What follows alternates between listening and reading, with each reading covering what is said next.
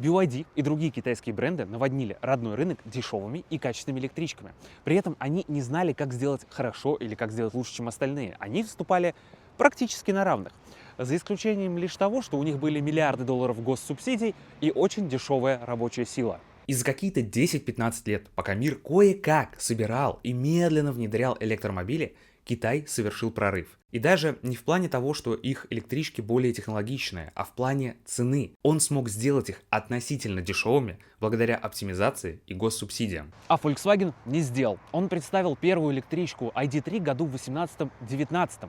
И с учетом скорости разработки Volkswagen отстал не на 10 лет, а лет на 30. Да, это можно наверстать, это не так сложно, но это все равно время и деньги, пока другие китайские бренды также развиваются. Электрички от Volkswagen — это как попытка создать автомобиль, когда дедлайн у тебя завтра, а ты только накидал на листке план.